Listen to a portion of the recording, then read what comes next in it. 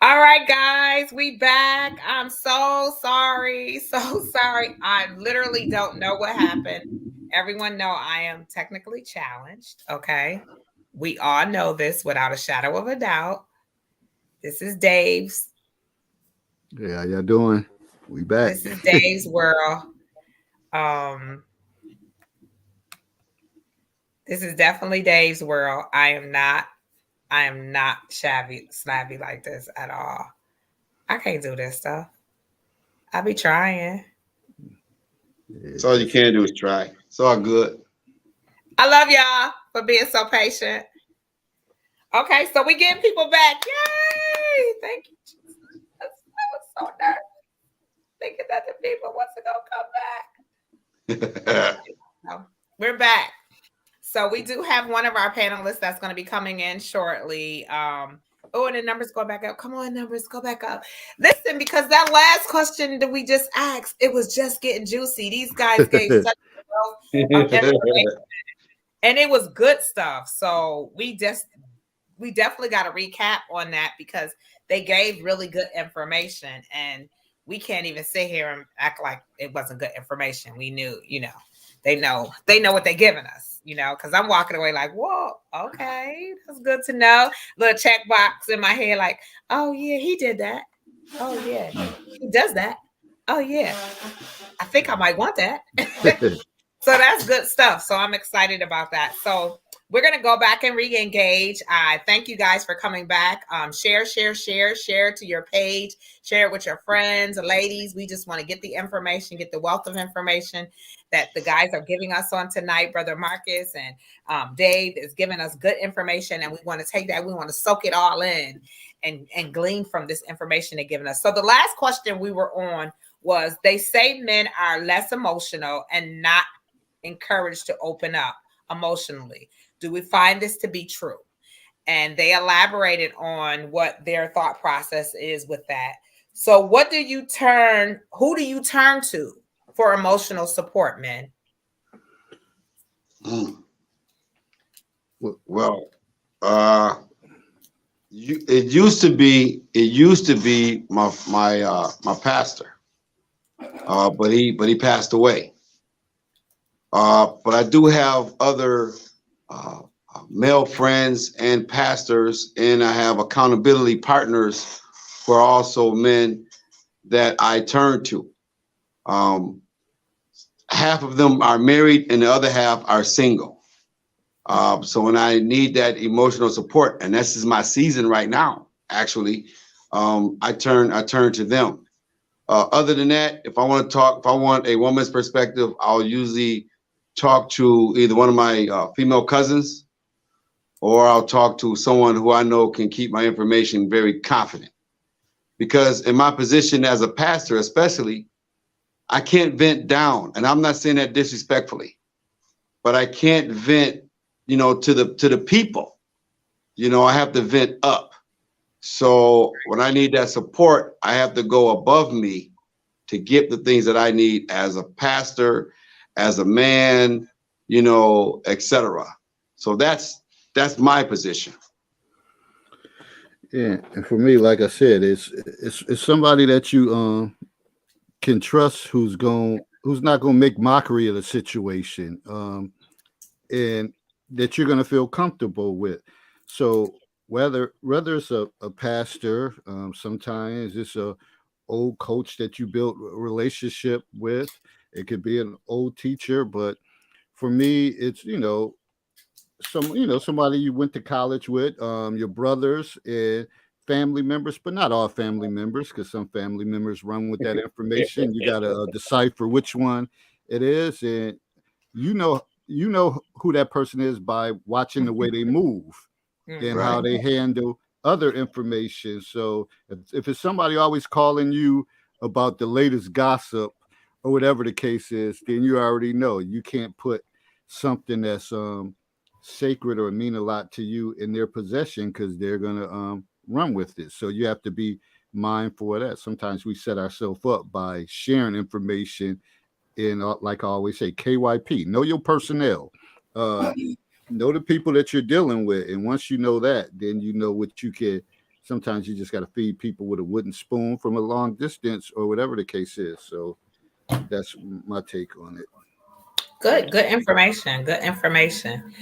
So most women, we think that men, they confidant or who they let their emotions out are when they have their football night or when they're hanging with the boys. But you guys have definitely expressed is definitely not that loose. That is definitely has to be someone you trust and someone that you know what you share is going to remain with them. So all men know their group. And if I'm hanging out with the guys, it's usually a gamut of type of people that's in that room. You know, I may have a couple of friends from, like you said, back in college that's there. I got the dude that I grew up in the neighborhood there.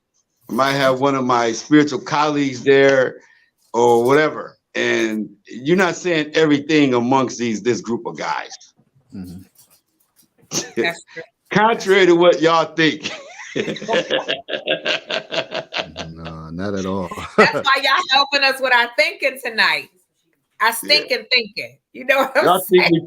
think we talk more than y'all, but we really don't. It's just how we express it. We like to just get right to it and be done with it.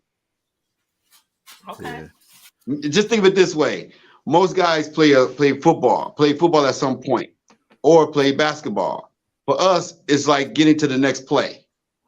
It's like, okay, that's done. I got injured. I'm hurt by it. Flag on the play. All right, next play. Fresh start. And we ain't got time to be sitting back talking about what just happened. You know, on the basketball court, if you miss a shot, you see guys immediately running backwards, trying to get back down because it's over. Mm-hmm. Yeah. Mm-hmm. So in our relationships, it's not necessarily the same way, but in essence, it's kind of like that. When we have our emotions, we just deal with it and we be done. Right. Okay. Yeah, and in that case, and in that situation, if it's something really bothering us, you're gonna probably just reach out to that one person and find out what they're doing and whether y'all go grab something to eat or just go for a ride or something and just tell them individually or go by their house or they come by yours. So this is going to be set up. It's going to be strategic. It's just not Right. going to be like you just going to open up and just let everything out amongst, like Marcus said, around everybody. It's going to be something like, okay, it was a purposeful conversation, and this is why we had it. Right. Okay, that's good information. Thank you so much. We love it. We love what's going on right now. So the next question that someone had for me is, what do you wish women understood better about you men? I'm gonna let Dave tackle that one first. That's a jelly bean jar question. Yeah.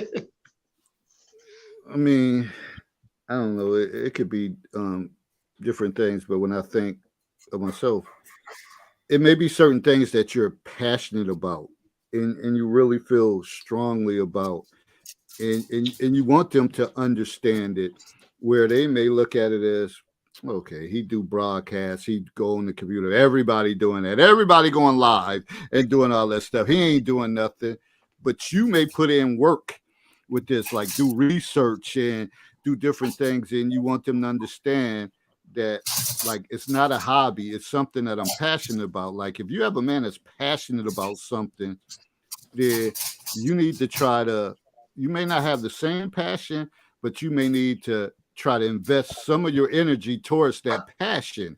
Unless it's something that you're like, okay, he come up with something every few months and it's always about spending money, he loses it and all of that stuff. If that's the case, then you like, okay, all right, you got another goal, but I'm not going to get caught up in it. But if it's somebody like, usually they accomplish what they set out to do and you know that they're serious about it, then you want to join the, you want to jump on the bus and roll with them. Right. And act like you're interested in me. Hello. Yeah. Okay. Basically, men want the same kind of support that a woman would want. If he's into whatever he's into, even if he's going to fail at it, even if she feels he's going to fail at it, he needs that support to know that, hey, I got one cheerleader in my corner, and that's my lady. You know, a lot of times, a lot of us men who are outward thinkers, we throw a lot of stuff at the wall. I mean, we could be doing 4 or 5 different things at once. And she's like, hey, you tried that before. It didn't work. You tried this. You tried that. And he like, yo, but one of these things going to stick one day, you know, and she keeps the non-support come in, and it's going to mess up everything. But she steals his dreams from him and steals his ideas from him. And he doesn't have that anymore. Now he's going to become hardened at home. That's not going to be healthy, you know. Right. But yeah, and it makes me think that sometimes as guys, and it happened with women too, sometimes our dreams were stolen from us from a long time ago. It could have been from our dads or whatever the case is. And now you've got to a point that you've gained some success in certain areas, and you like, man, I just want to keep the momentum going. And the last thing you want to do is have a woman that you love, and she's kind of like, then you start thinking like, damn, she remind me of my daddy. She remind me of my dad, like just on my case and not giving me a chance. So you know, that comes with conversation and communication, talking about these things, because, you know, in these platforms and stuff over the years, I heard people say, oh, the past doesn't matter or whatever. I don't want to know about their family history and all that. You want to know about that social history. You want to find out things. You don't want to find out on the first date, start drilling somebody, but throughout time, you just want to make sure that you know, craft your questions or be able to lead to dialogue, that you find out information about that person, and that could go a long way. I agree. Thank you. This is definitely a wealth of information. You guys are definitely helping us to understand the psyche in the man of men, and not to play the guessing game. So this woman sent me this question, and I kind of chuckled at it because it, you know, some questions I think are so pointed. Buckle your seatbelt. Buckle your seatbelt, Dave. Buckle your seatbelt, and you got to turn the device off. I'm gonna put my crash helmet on. We got the new and the new. What's going on? Come on. I'm sorry. I just came from doing a visual. I'm so sorry. It's a I'm so sorry. man. We know you are the busiest man I'm sorry. in the world. I can't even really see y'all that good, but I know y'all hear me. We hear you. Yeah, I can hear you, bro. I'm excited. Yeah, I'm happy to just Elder. What's up? Be on, you know. Hold on, let me get everything right, because you know I gotta be right for y'all. Let me see. Can y'all hear me? Yeah, we hear you. Yes, we can hear you. You gotta be right for the people. You gotta be right. I'm getting it together now. Hold on now. I'm getting it together. So again, I just received a text from a young lady who said, "Thank you very much for this." Hold on, don't take long. But y'all, I got Bishop in the house. Bishop gonna hold it down anyway. It's going from Bluetooth. The young lady said, "Thank you guys so much. She really appreciate this information. It's truly helping her." She said, "I'm a 27-year-old woman who is in the dating scene, and I think this information is very helpful for me to know what I need to look for. My father has been deceased now for 5 years, and it's a wealth of information to get from men who I look at and respect their information." Oh, wow. Thank you. My condolences to her. Appreciate that. You know, Yeah, that's come tough. on now. Come on. I love it. Okay. So, all right. So the next question we have here, why do men seem like they're afraid to settle down now? That's not even a tough question. I'm gonna tell you why it's not a tough question. Okay. And the reason why it's not tough is because what's happening is men are starting to value themselves and their worth and everything else. Men now are becoming more self-conscious about who they are and what they want out of life. So what's going on is men are starting to weigh out the odds. Women have taken on a role that has been more independent and strong, and they'll let you know it. And guys are like, well, if I can't tell who the man is in this relationship, I can't settle with a man's spirit. So what we've done is we've gotten to ourselves, and we'll get with our boys or whatever, and we'll say, hey, you know what? I'm just going to focus on my career, or I'm going to focus on my business, or I'm going to focus on my new platform that I'm trying to build for myself. And if I happen to find a woman, if he's with a woman and she's trying to rush him to the altar, like you said earlier, he's trying to rush him to the altar. He's like, red flags, red flags, red flags. Hold on. Because a man who is a man he knows he's a provider. So if he's financially calculated the risk, and he's saying, well, I love this girl, I want to do this, that, and the third, but I'm really not quite ready to be where I need to be right now financially. He's got a lot of other things going on, but as Dave said earlier, maybe he lost it from his father. Maybe something happened with his mother, and now he's like, well, nah, I dated this person, I was married to this person, I'm divorced. Well, this time I'm gonna get it right. So he takes his time. Now he's at the position of, I need to grow like a plant that's blooming right in the proper soil. And if she's there to hold him up and be there for his support, man, waiting ain't the problem unless he's wasting your time. Tim, what do you think?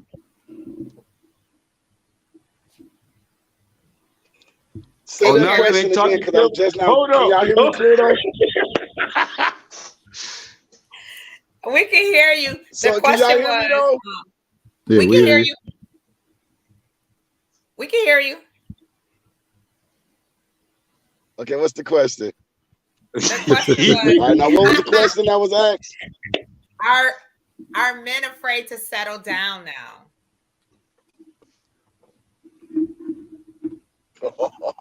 Bishop, I thought you took care of that, Bishop. Well, our miss.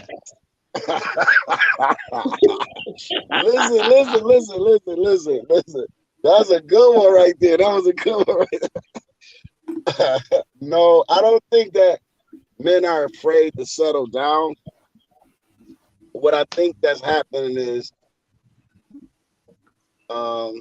conducively speaking, women have a faster pace of filing that application and checking approvals than men do. Men are at a state of mind where we are going over that application process, and we're getting back to those referrals a little bit slower than women are. Women are more so, this is the right now, because y'all clock ticks at a different spec than ours do. And it's crazy because in the beginning of stages of relationships, men are always anticipating relationship. You know, when you're young, it's like, you know, what's up? Because there's a competitiveness and there's a need to belong. So, and to conquer, you know, to hunt and to secure. So as we get older and through bad relationships and through obstacles or changes, and as our body settles down, our heart also adjusts. You know, in the beginning, our heart wants everything, and our body is just, you know, we have the energy, we have the zeal, you know, we're compassionate, or we just totally aggressive. But as we get older, we get more mature with decisions because we live with our conscience. Women think men don't have a conscience. Well, we really do. And we don't like bad breakups or bad separations or even going down the wrong lane. But women tend to sort all that out like laundry. We'll do that while washing the load. You know, we do the whites, we do the blues, the light colors, you know, the dark colors, the quilts and the sheets. Men don't do it that way. We more so like, listen, before it gets any thicker or even deeper, we would just like to balance out our obligations as well as our options. And a lot of times I get misconstrued to we don't want to settle down. It's just that once we value those counter reactions, like, you know, I might like to get my rest at 10 o'clock. A female might feel like, you know, I like to stay up and talk. I'm chitty chatty. I'm a chatterbox. And it might seem like he's not interested, but when really his body is telling him, you know, at 10 o'clock, I shut down. But a lot of times somebody will take that as an offense and be like, well, me and him are not compatible. He just don't want to commit. He don't want to settle down. When really we have not even explained to y'all, to the women, all our different priorities in life. When you are first saying, oh, you know, this is what I expect out of you. This is what I want out of you. This is what I'm trying to accomplish in this relationship. When we're still like, you know, just checking the boxes off, a lot of times that get misconstrued to we don't want to settle down. When we do, we just want to make sure that all of our ducks are in order as to you and pertaining to dating you or being in a relationship with you. And a lot of times, you know, we don't like some of those things that are being offered. You know, we just don't say it right off the rip, but we don't tell everything in the beginning because we're still checking references. Did that sort of answer the question? It does. It does. Yeah. One of the young ladies, Anissa, said, balance out obligation and option. I like that. Right. I like that. And that's true because a lot of times what happens is, you know, you can go out on I always say the first 12 steps does not demand I commit to you. The first 12 steps does not demand that I commit to you, nor neither do you commit to me. Because what happens is the first offense within those 12 usually is scattered around other people's association to y'all relationship. And this is something else that men having a problem with that I talk to a lot of brothers about. If I'm dating you or we're going out, that's not an introduction to everybody who you associated with. And it doesn't mean that I'm holding something back or I'm not, you got to check me out or you got to put me under the radar or you got to do you got to put my name out there and get my background. It's not that. It's just that anything can happen when two people are trying to engage. And a lot of times envy and strife comes from the circle that you are in.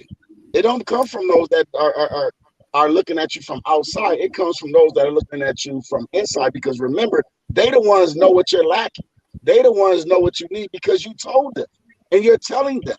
So when you have a choice or you have a selection or you even have an option, he's an option. Now what happens is when you start pushing out all that information, that's not fair to the brothers because we like, listen, I ain't told nobody yet. I haven't even put that to anybody else because I'm still I don't even know if I God like you. Right, and I still got to go to God about it. You see what I'm saying? But what happens is everybody know who you are before you even introduce yourself. So what they say out of connection is, oh, I see you with my friend. Don't hurt my friend. Oh, I hope you don't do like the last guy did to my friend. That's a red flag for brothers off the rip. Yeah. And he needs to run.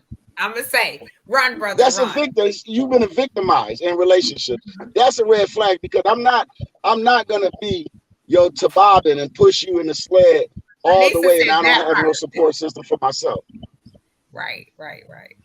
And Logo Colmo David, I'm going to pronounce your name wrong.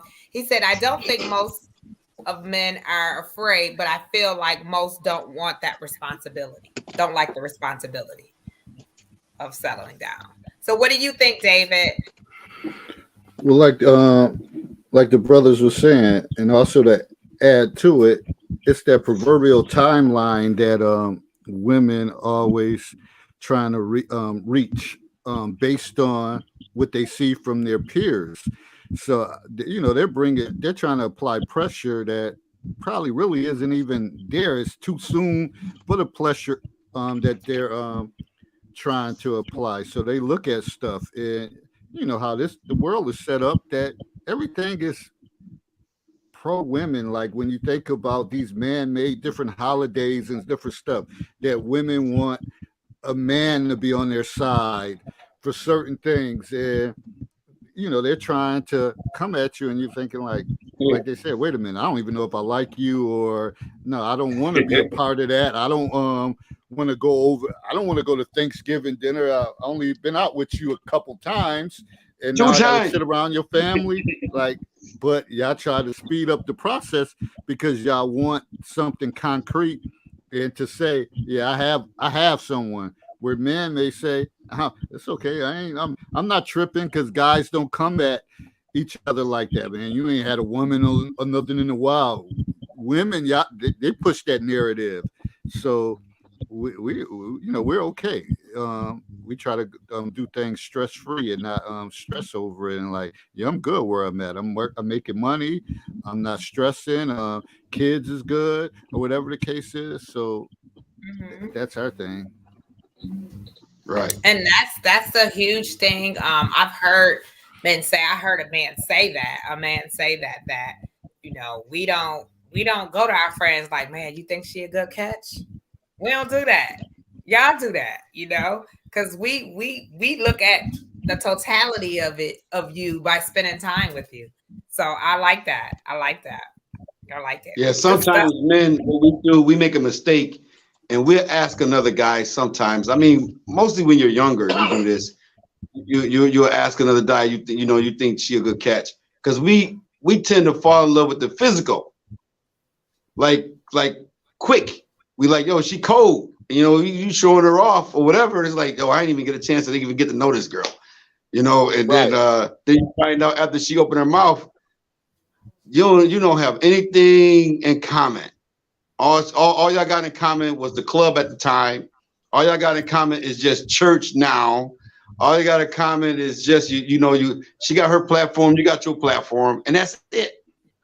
But outside of that, we need to take our time, like Pastor Newkirk said, and get to know you. And they clock just ticking. Listen, I know some guys who taking girls out or ladies out to a coffee shop or whatever, just one small little hangout thing, and the next day they was in a relationship that they ain't know about. All they had was coffee or tea, and the next day they was in a relationship and they didn't even know about it. Right. And then you don't want to commit. No, not tonight. Not a one night. They already got the ring, the dress picked out, everything. Oh, yeah. And then another thing that happens when we meet, when men and women meet, from a guy's perspective, we, on the movies play a major role in a way of this confusion, because they have it picked that, the brother run up on the female, he got to have her, or he just want to have her, and he's all gun-ho about that. And that sells in Hollywood. But realistically, we walk with precaution. We like, is she a stalker? Is she a head case? I mean, is she, is she vindictive? Is she suicidal? Or, we have those notions because of everything is in y'all favor now. Times change. It's not the 60s and the 70s where there are things that we demand and, you are groomed for. Women used to be groomed to be, able to support her husband, a potential husband. They were groomed for that.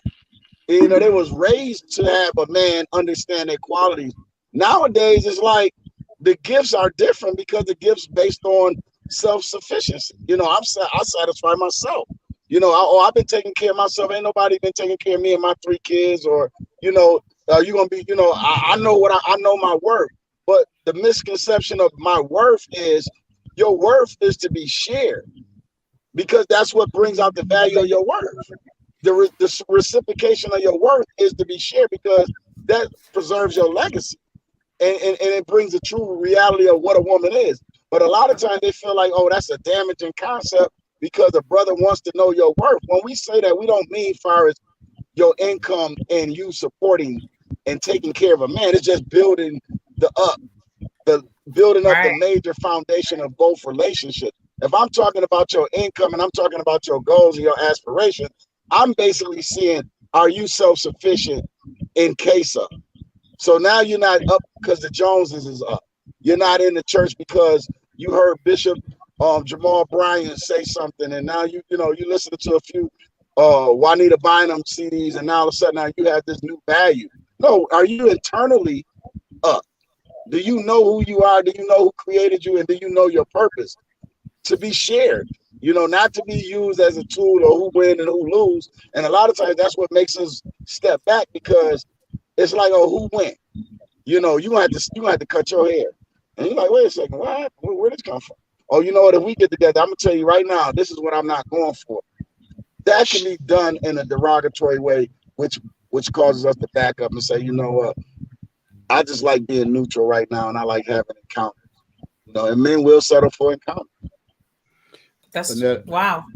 And then I know you want to hear this, and it's kind of off the subject, but there's stuff going around on Twitter that Kevin Samuels died. Well, man, buckle your seatbelt. Here we go.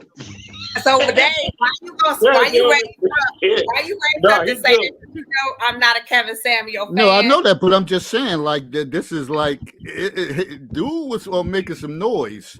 So, making a lot of noise. So I just got a text like that he supposedly had died. And I'm like, wow, like a heart attack or whatever the case is. I'm like, man, this stuff is crazy, man. Life is short. Who had a heart attack? Talking about Kevin Samuels. He, like, this rumors going on that he died. Like, he just passed away. Really? Yeah. Wow. Yeah. So that's what I stopped like thinking, like, wow, like that just. And like, you got us on this show tonight? Oh Lord. Oh wow. So I pray that that's just a rumor, and if so, we want to pray for his family, his mom, and all of them, and keep them lifted up in prayer for sure. I'm lost for words, Dave. Thank you. Yeah, no, I mean, it's not like I'm a big fan of. I listen to him. I mean, he brings different things to the table and different perspectives. People might not like how he voices it, but I'm just like he came up. He, like I said, he set stuff. He started blazing with stuff, and was very. He definitely rattled a tree. My biggest thing with him was I felt like he was not respectful in communication, and that's a real key factor for me. You all know, and I say it all the time, I don't believe, nor do I stand by women who like to emasculate men. You can't say, I'm praying that God sends me a good man, or where are the good men, when you're sitting there emasculating them or belittling them or bringing them down. I believe that we were created from man to be an encouragement to man and to be a support to men. So when you're tearing a man down, you're doing the opposite of what our creation is. So that's my mindset in that. Again, I appreciate you guys coming on here and being able to just dialogue. We have a person that said, I want to ask a question. Yes, you can, even though I pronounced your name wrong, and I'm sure I am going to pronounce it wrong again, but the floor is definitely open. If people have questions outside of the questions that I have, you are more than welcome to ask the question. And it's up to this male panel to answer the questions. I cannot give any answers tonight. I can't give any thought process. All I'm doing is driving. And they let me drive. Driving a bus. Okay. That was good. So I do have a question before his question that a woman asked. So what was the question? I'm even intrigued by this question. It says, what do you think about women making the first move?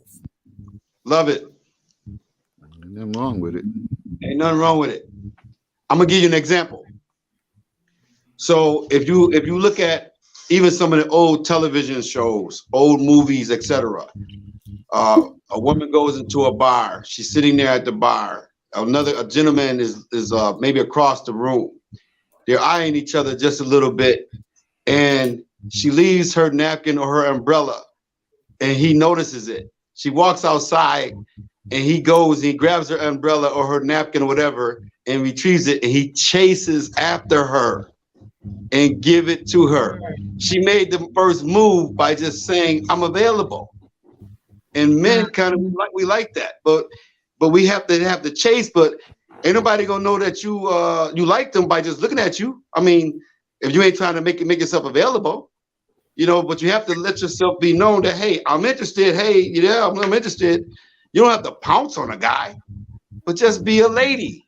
Just be a lady. It's just simple.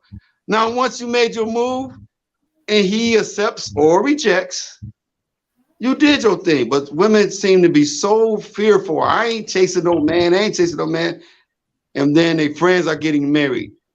The other friend found her somebody. The next friend is engaged. And then what's the difference? They all made a move. Wow. And See, sometimes that's the hard part for me. I'm not the first move maker. That's very I hard. got Bible for you. As vocal as I am, but see, and as I am somewhat shy, as vocal as I am, when it comes to the opposite sex and I get all like, see, and that goes back to that 738-55 rule. That is sometimes the body language, whatever, that you don't have to say nothing, but the guy like, man, it's something going on. The look, the walk, or whatever, the way she's looking, like you feel something. You feel it. And then you like, no, I'm good at that. So that may be the key. You don't have to Bishop Marcus said, you don't have to be all aggressive and pounce on somebody, but sometimes it's those little subtle things that may have a man heart fluttering, like, man, I think she's feeling me, whatever. Like, I think she's feeling me. Yeah, like, man, there's something going on here. Let me follow her around this party and let me make sure. Hey, Anetta, I got Bible for your viewers. Okay. So now some of y'all ain't gonna like me, and that's okay, but this is what the word of God says. So in the beginning, Adam woke up and he found Eve there, but it was God himself that introduced Eve to him. Adam was just standing there. And the Bible says that he walked her over and he presented her to Adam. It was Adam's choice at that time. Now you fast forward to Ruth.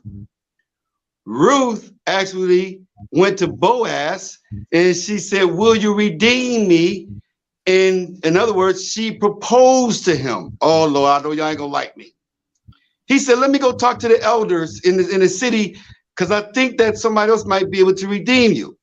He goes to the city. He asks all the men. They said, no, man, you good. Go ahead if you want her. He never went back to her. What happened was he just kept doing what he was doing. He had a little wine one night.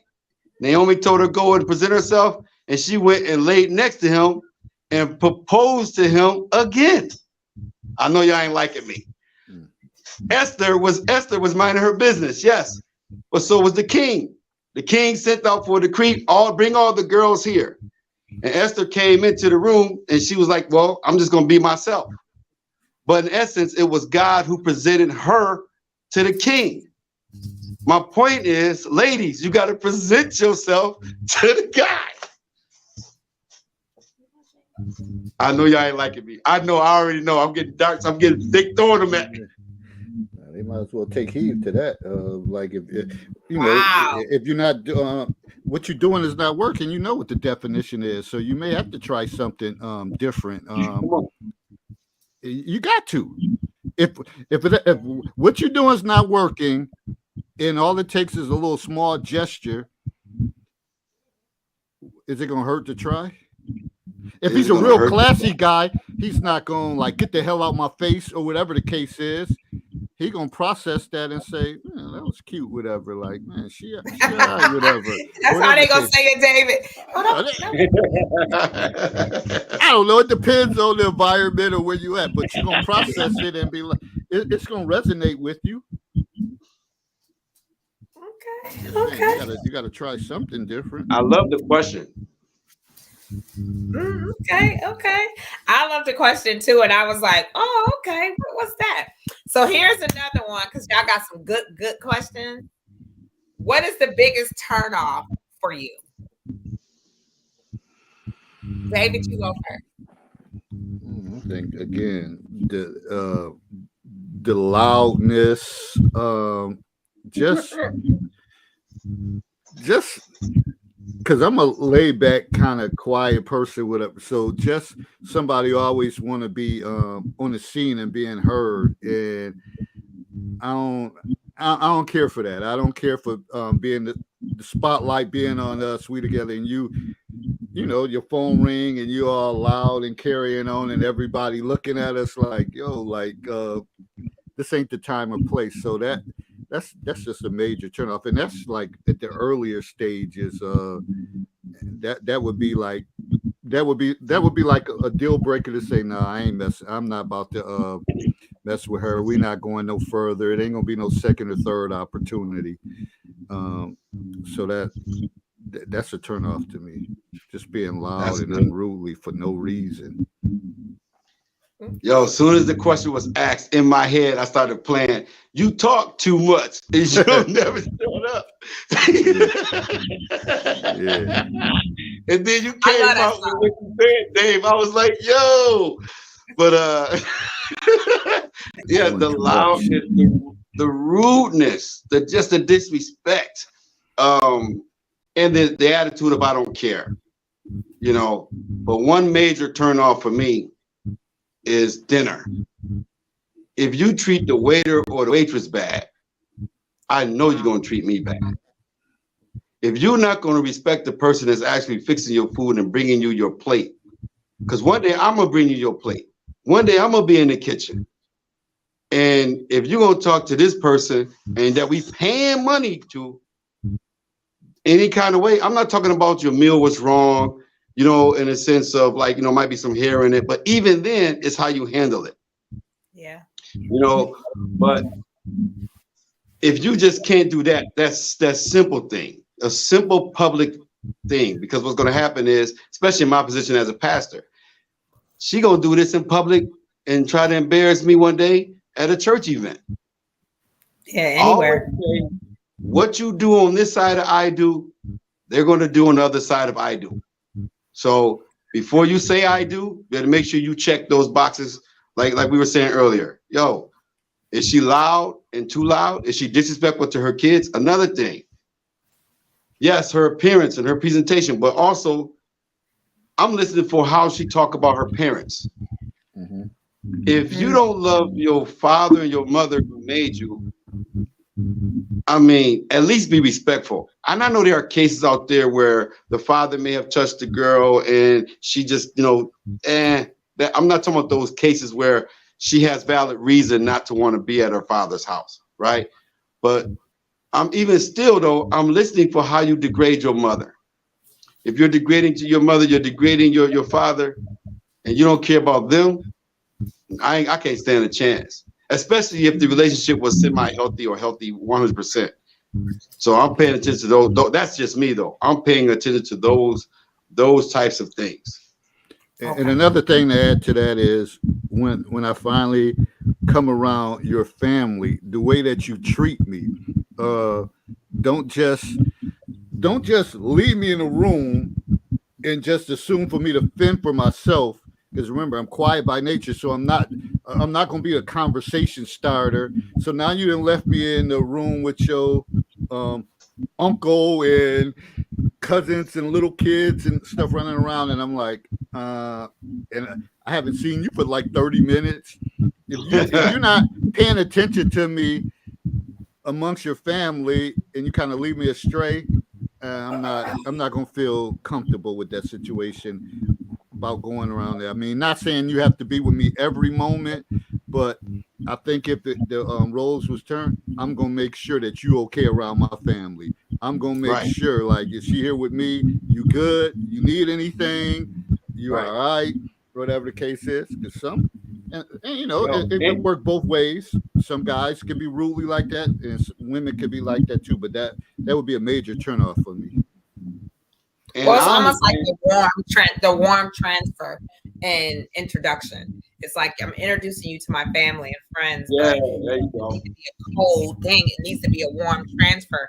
So, like, sitting next to the person, engaging with them, introducing them to family, and then generating a conversation that would interest you. You know.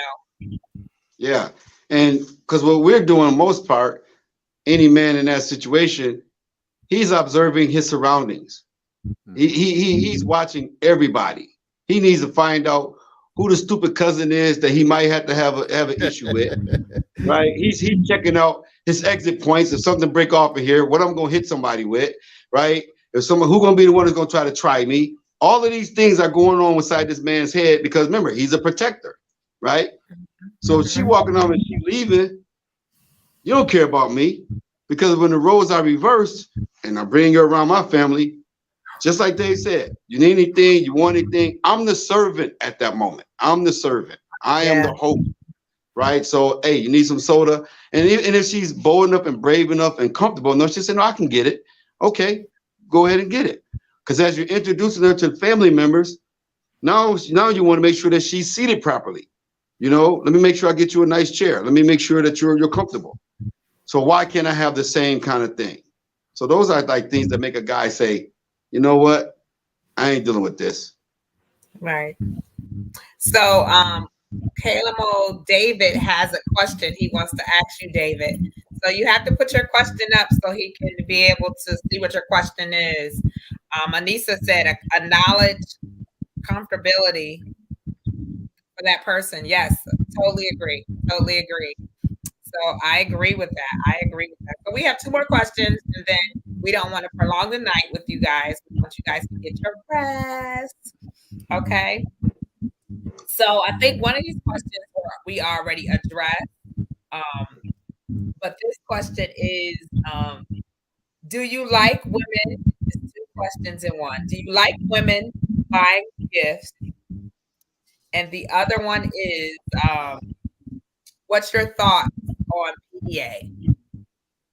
What was the first part of that question again? Do you like women? Do you like women buying you gifts? Oh.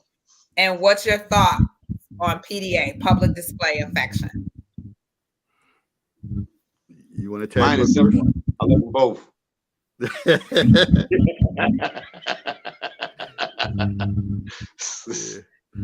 Yeah, it's not. I don't know a guy that don't like that. I don't know a guy that doesn't like those. Like when you think of gifts, if it's something that they, thought about and like, I know that he's gonna like this, and they kind of studied you and watch your moves and like, he's really gonna like this. Like, okay, he does broadcasts and all that. I seen these nice headsets or whatever the case is, and I got them for him. And you're like, wow, this surprised me. I didn't know you was gonna give me this mic and this headset thing. And like, well, I see what you're doing. I think these is better quality, or whatever the case is. That's gonna go a long way. And PDA is just, depends on the individual. If you're feeling her, like, there's no problem with that. That's a good thing. That's a nice connection throughout the evening. Yeah. But the gift have to match the timing of the friendship.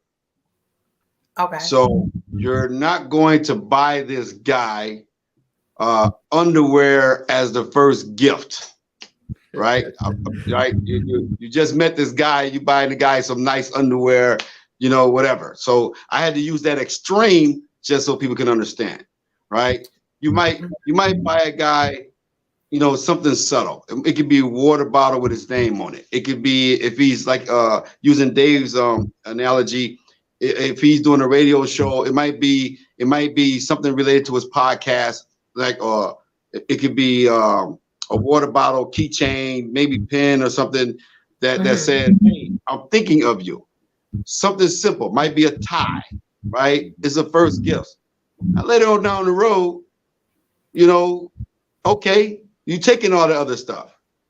But as far as public displays of affection, well, that's why you gotta know a person's love language from the beginning, as you grow. If some guy is always talking about, because he's telling you in a conversation when y'all on the phone, you just got to pay attention. So he might tell you, I don't like all that touchy stuff. I ain't into big touchy stuff, right? But another guy might say, yeah, I'm into it. I do want to hold your hand. I do want to walk with you, put my arm around your shoulder. Can I do that? If we go to a baseball game, a hockey game, or a basketball game, how do you feel holding my hand? Right.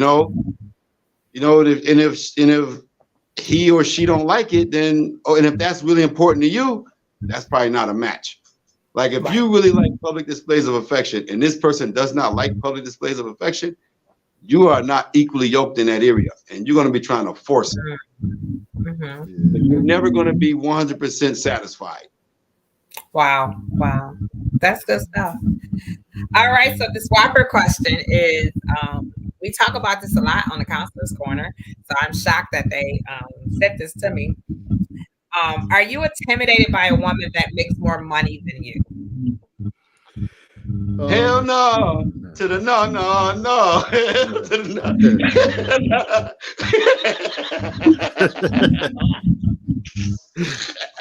I cannot with y'all. No. Go ahead, brother. I'm just messing, but I'm for real. For me, it's gonna make me step my game up.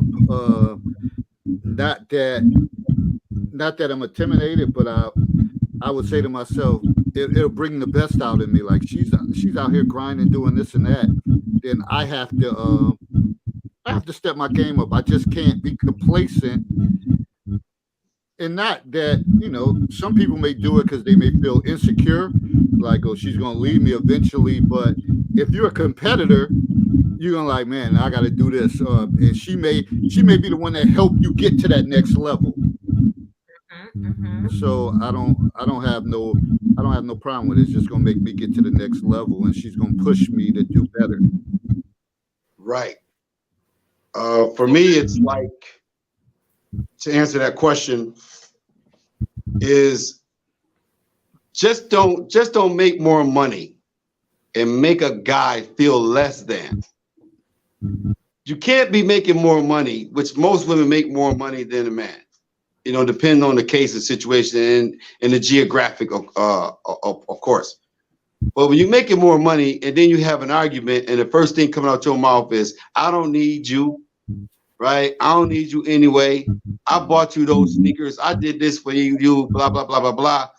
And then the next day you're hollering about, I love you. I was just sorry. Well, that's that's emotional abuse. Right? And so you don't want to be doing that.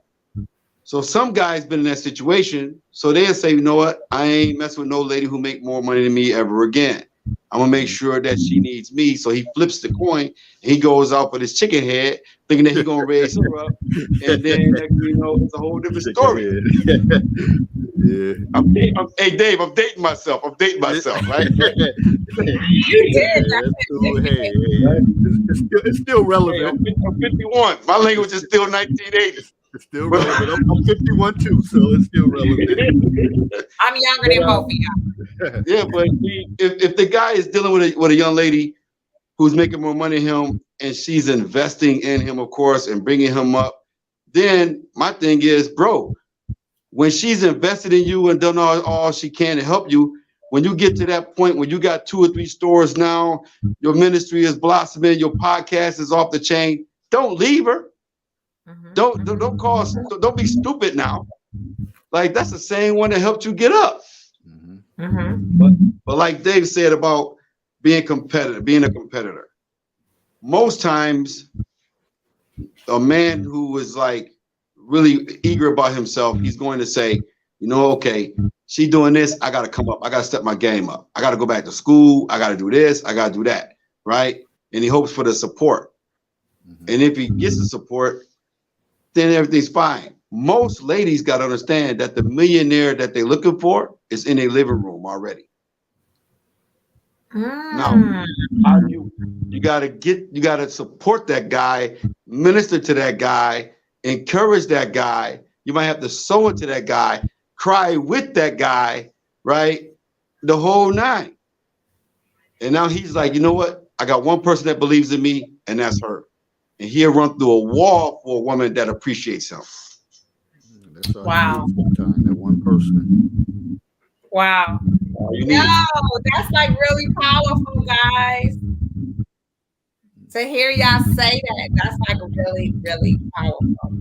I don't know, ladies, if you heard it.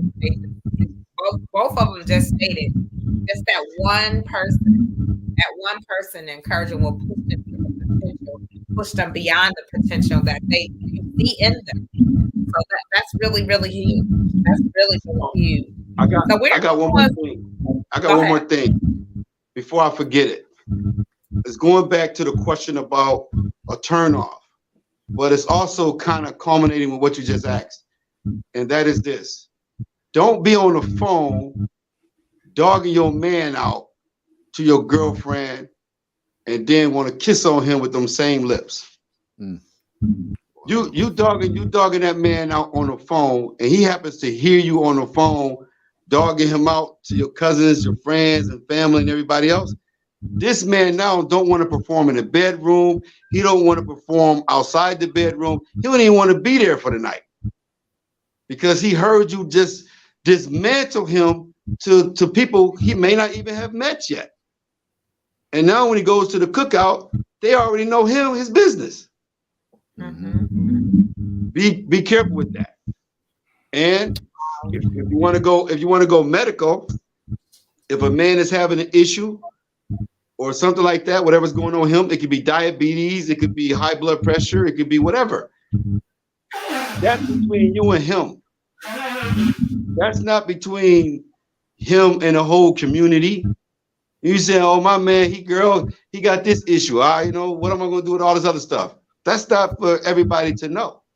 I worked in a hospital. I was a nurse's aide at ECMC, right?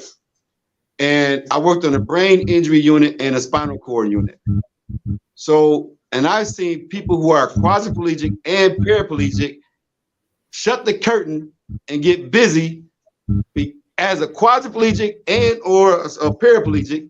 And now if they can get it on and do things that are different, why can't you? You got all your limbs. Come on here. I cannot with y'all tonight. I cannot with y'all tonight. I cannot. I love it. I did say raw, uncut, unedited. It is what it is. Okay, so our finale question for tonight is it true that men cannot have female friends? I'm gonna let Dave go on this one because mine is 5 minutes, 3 minutes, whatever. But we could have female friends, but I guess it depends on where you at in your situation. Like if you're single and y'all come off as friends and this person wants to spend time with you, because typically for guys, if you're hanging around and you're cool with a girl, it's a reason. It's a reason. It's something that keeps you with around that person. Some guys kind of try to backdoor their way in it, like, hey, if I'm a friend, it's always an opportunity. So it's kind of a tough question. I mean, like I said, I think it depends on where you at. If you already have someone and somebody's your friend and they have a certain purpose, people serve different roles in your life. But if you're single and this person, you were always attracted to them, but then y'all kind of, got friend zoned or whatever the case is, hey, you may feel like this, like, hey, it's still fair game. I'm still going to shoot my shot every opportunity I get. And if she doesn't, if she's not offended by it, hey, I'm gonna keep pressing on. Because eventually you might feel like the barrier might break and she may say, hey, you've been loyal, you've been good to me. I've been out there looking for other people, and my answer is right here. So stay along for that. Depends on your situation, where you at. Right. So I'm going to shoot some of my questions. I'm going to shoot my question that I have. So you guys are, of course, single. Where do you think that women, Christian women, other women will be able to locate or be able to be attracted by men being single? That's always the hot question. Like, where do I find a man? Where do I meet him at? Where do you think these places or these things exist in the world where you can say, Oh, there you go. Okay. Very good question.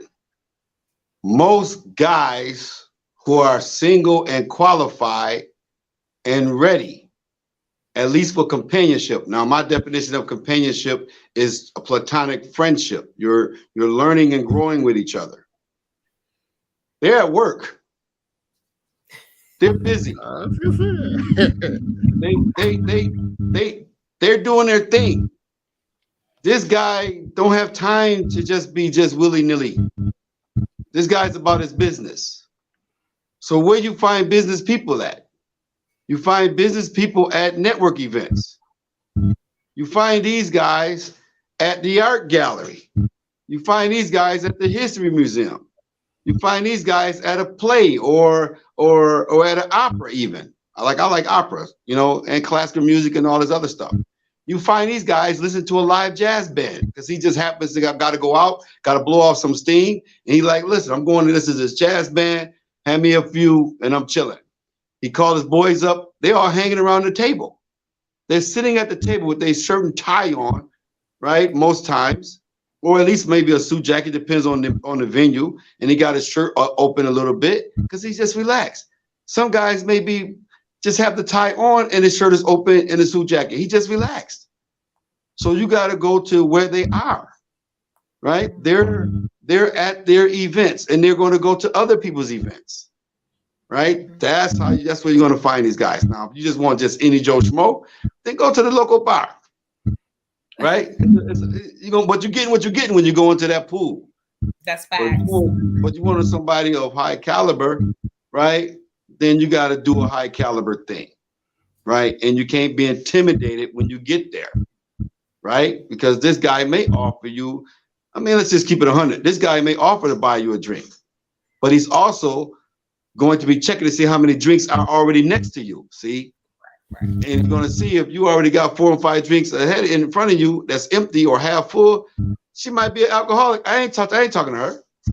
Right. I always find it odd though. For me, I'm not a bar chaser or a bar hopper, so I always found that you never really want to find a man in a bar.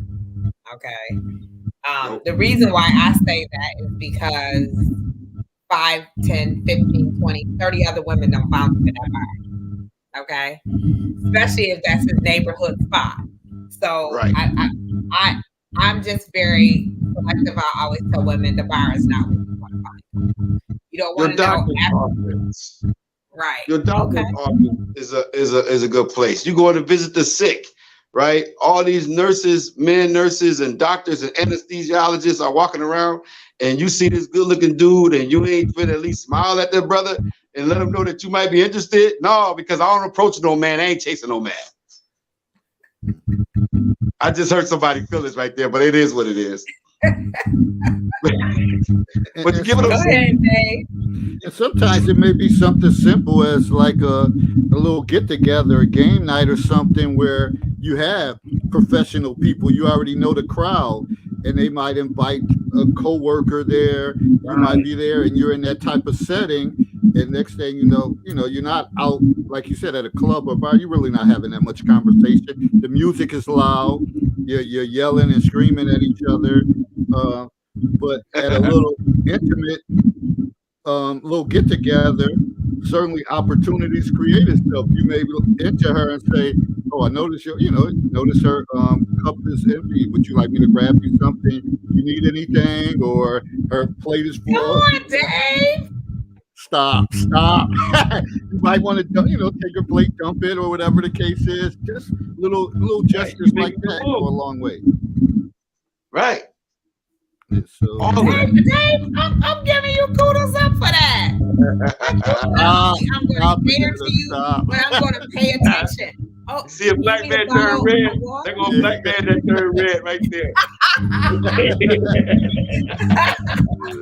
That's good stuff. Ladies, y'all hear that? He said, listen, Dave said being attentive, okay? Paying attention and catering at the same time. That's, believe it or not, that's what we're looking for in these times of dating. We're looking, as ladies, we're looking for men that want to court us, that want to date us, that want to get to know us, because dating is about collecting data. And you want to be able to engage with that person. But ladies, okay, as I was sitting here listening tonight, the men gave so much wealthy information on what attracts them, what doesn't attract them, what's a turn off, what's the focus point, how to know if I'm into you, what to expect from me, all this great stuff. We have got all this information. Now we have to apply it and we have to execute the plan, okay? But a lot of times we don't execute the plan because we're so busy, want to be seen or want to be noticed, or we're so caught up in, he got to call me first, I'm not going to call him. Or we just caught up in the factor of, I just need to get married, and you're not looking at before you get married, can you get to know the person before you marry him? Because you may not like him, okay? You may start talking to this person and say, we're not going to deal together. I don't want to be sitting on the sofa looking at this person like, you know what? I don't even like the way you're breathing right now. Like, you got to literally be able to spend time with a person so you can be able to connect with them and get to know them and find out his interests. If he likes football, sit in the game. Let him teach you the game. Yes. Let him teach you the game. When I was dating my ex-husband, I did not know how to play spades. And his family would play spades and they would play bid whiz. And he would get so frustrated, like, you can't even be my partner because you don't know how to play spades. I literally spent 3 or 4 games and watched him play spades and watch how his strategy of playing spades. And I would sit there and write it down so I could learn how to play spades. And then when we got home, I would say, well, let's play a couple spades together. He'd be like, I'm not playing no spades with you. And I had to tell him, no, because I've been watching, and I would say stuff and he'd say, okay, let's play together. So we would play. He'd be like, okay, you learning something. And it was so much excitement when Thanksgiving came and everyone was sitting there. He was like, you want to get on the table and be my partner? I was like, you want me to be your partner? Like, I can be your partner? And I got on there and listen, after that day, I started talking, yo, come on, we gonna wrap this up. We gonna do it. That's what's up. After that, I learned how to play spades and I became his partner, okay, in spades. And that just like added, a little something to us because I was able to remove myself and learn something that he enjoyed doing. Okay.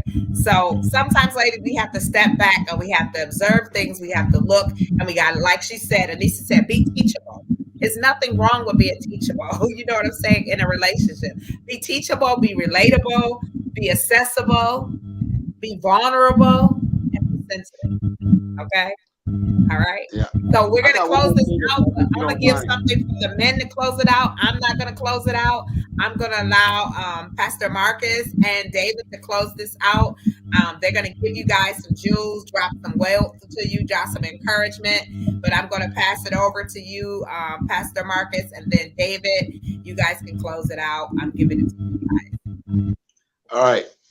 Well, first again, thanks again for having me on. I really appreciate it. And to all of your viewers, thank you. And to mine who I also joined in, thank you for joining in on this platform. There was one question that I didn't answer, and because I want to caution people as far as the men having female friends, right? Ladies, don't mess up the money. Where to the point where you're dealing with a business guy, a businessman who has a radio show, a platform where he's doing business with women and so forth, and he can't even do business because you are so jealous, insecure, intimidated, etc., etc., etc. He's going to be meeting women who are tall in stature, meaning that they're confident with themselves, right? They might come with being able to buy anything they want, etc. And he can't even get to where he wants to go because he has to deal with you and your insecurities. I'm not saying that nothing happened to you in the past where that was that guy, but that's not this guy. So everyone has to be able to come in and be 100% and be able to say, okay, here's the deal. Now, us men, we have a responsibility too, to make our woman know that it's all about her. If we're seeing you, we're seeing you. If we're dating you and you are our woman, then you're it. That business is about a transaction with money that he has to smile and dial and etc. Now, outside of that, with everything else that's going on, you gotta know who you are. As I close out, you gotta know who you are. You gotta know your self-worth. But next time you say to some man, I am the table, your table could be wobbling. The next time you say, I am the table, your legs might need some cushion up under it because one is shorter than the other. The next time you say you are the table, how many other people are sitting around you? So be very careful about saying that you are the table, because a man like me is going to ask, where's the dust at? See, the dust is, I'm coming to the table with my culture. I'm coming to the table with my children. I'm coming to the table with my distrust issue. I'm coming to the table with my appreciation for life. I'm coming to the table with my worship. I'm coming to the table with all of my job problems. So when you say you are at the table, can you hold up my distrust issue? Can you hold up all the stuff I'm bringing to the table? Because you're only worried about my money. You're only worried about my finances. That's really what you're asking me. But can you take what's coming along with me? What about my baby mama and she act the fool sometime? Can you handle that on the table? Can the table hold that up? Can you handle the fact that I might have to go back to jail for 3 to 6 years, whatever? Can you hold that up? Because you're the table. So that's all I want to say. Is just be encouraged, but just know your value, know your worth, and know the value of your choice. All right. He did teach us. He did. Go ahead, Dave. So I kind of look at things like in mathematics, greater less than equal. Always try to match that person's energy.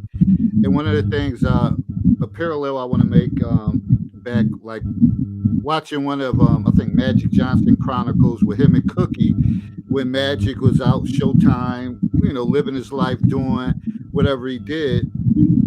Cookie felt like she was lost because she didn't have anything. So it was all about Magic.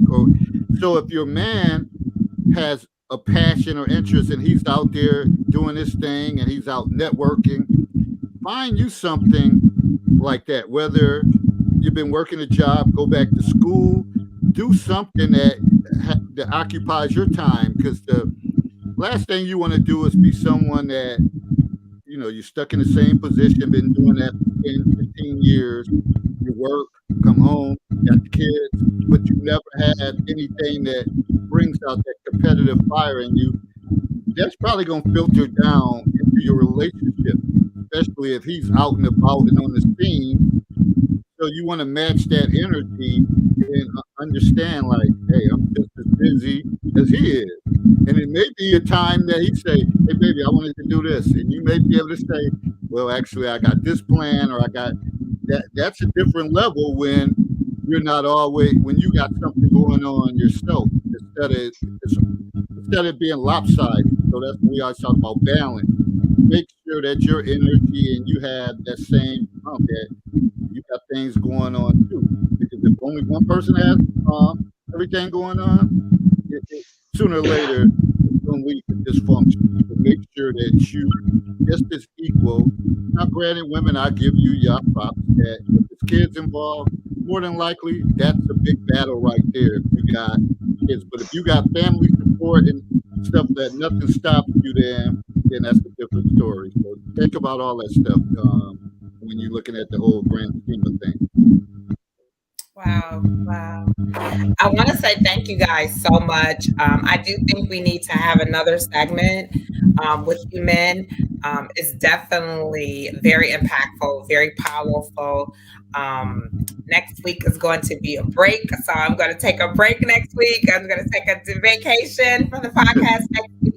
But we're going to regroup the following week. And ladies, all I can say is thank you, men.